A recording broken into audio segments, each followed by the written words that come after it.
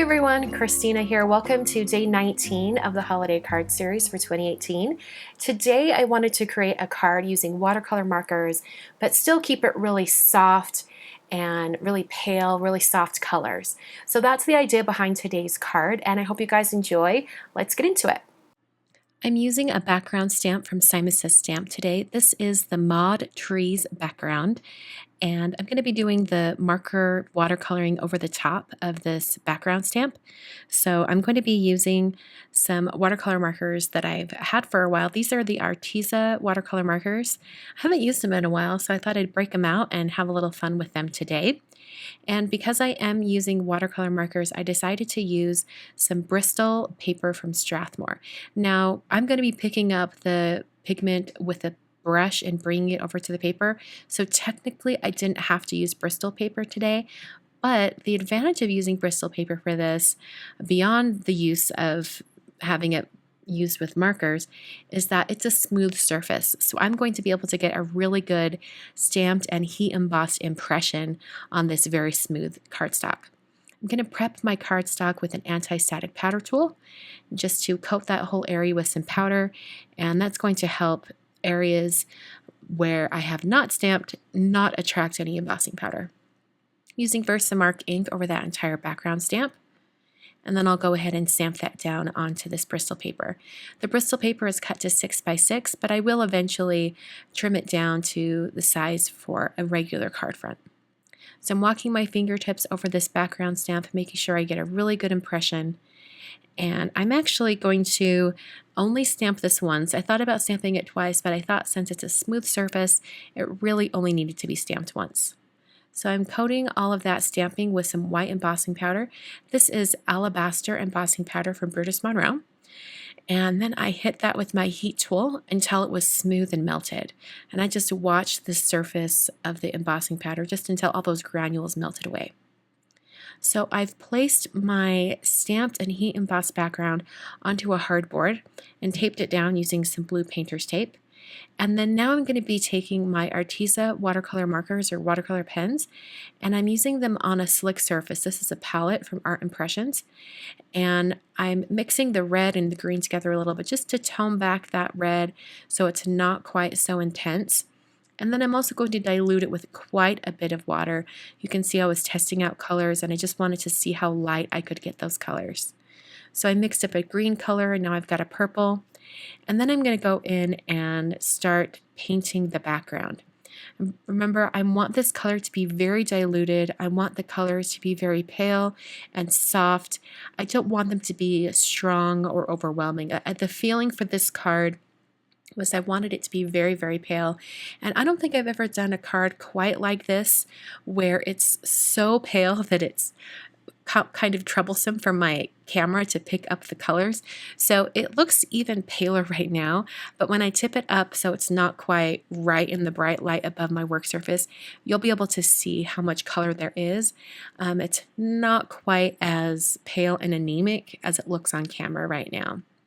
So after I painted a bunch of colors in, then I brought my heat tool over and just sped up the drying process. You could definitely let this dry just in the air. You don't have to speed it up at all. So here it is tipped up out of that bright light, and you can see that it's a little tiny bit more intense. The color variation is more apparent when it's not in those bright lights. So I trimmed down my watercolor piece down to 4 inches by 5 1/4. So it's a little bit smaller than a card base. And speaking of the card base, I'm going to prep that right now. This is some Neenah Classic Crest Solar White 110-pound cardstock, and I scored that at 5.5 to create a side folding card. So I put some foam adhesive on the back of my watercolor piece, and I'll press that down onto the front of my card. So now I'm going to be using the Happy Christmas die set from Simon to create a greeting area for my card. And I thought this would be a great opportunity to bring in a metallic element, make it a little bit more Christmassy. So this die set actually has 2 pieces. It has the main words and then also the background, kind of like a shadow die. And I want the words to be in silver embossing powder. So I'm creating a little handle for myself using some of that leftover cardstock from when I cut the dies out. And I've put some adhesive on there, and I kind of went over that sticky area with my fingertips to remove some of the stick. And then I'm putting these words on this paper just temporarily. I'm going to use it as sort of a handle while I do all this heat embossing. I'm pressing those die cuts into my Versamark ink pad, and I've just protected my fingertips with a little bit of Post-it tape just because I don't like to get my fingers all dirty and inky when I'm working. So I'll press that in, making sure I get all those areas. And then I'm going to sprinkle on some silver embossing powder from Brutus Monroe. This is the color Sterling. And I'll just sprinkle on just enough to coat all of these words. And then I'll heat set that with my heat tool. I'm going to do 2 layers of heat embossing powder just because I want it to be nice and solid, and it'll almost look like a true metallic element on my card. So I'm going to repeat those steps once more by pressing that die cut, or those die cuts, into my Versamark ink pad.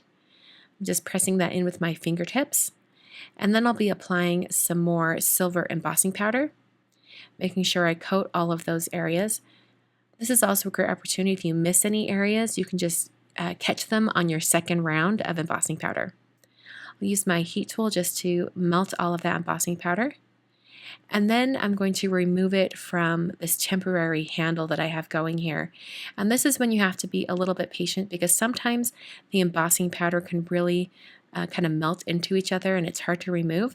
So just use your scissors, or in my case I'm using a Tim Holtz craft pick, and just gently pull that away. And when you do that, you're left with maybe some jagged edges of embossing powder. So you can reheat that with your heat tool, and it smooths out all those edges. So now I'm applying some adhesive to the back of each die cut. I'm using some Arranger Multimedia Matte Adhesive. And then I'll use my tweezers to help guide this die back onto that background die. And I'm moving that into place. And then I'm actually going to place an acrylic block over the top of this, and that's going to hold it down while I put adhesive on the larger word Christmas. So I'm going to put that acrylic block down. I'm actually going to put 2 acrylic blocks down because it needed some extra weight.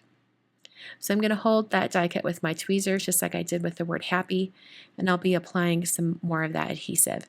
And I just put little dots on each little area that is, on each end of each area, and then I'll press that down onto the shadow die cut. And I did preserve the dot on the eye, so I will adhere that as well. So in order to adhere this sentiment to my card front, I wanted it to be popped up away from the surface of the card.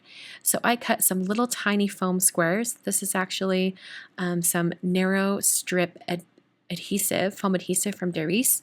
So I just cut it down into even smaller squares so that I could fit it into areas behind the Happy Christmas.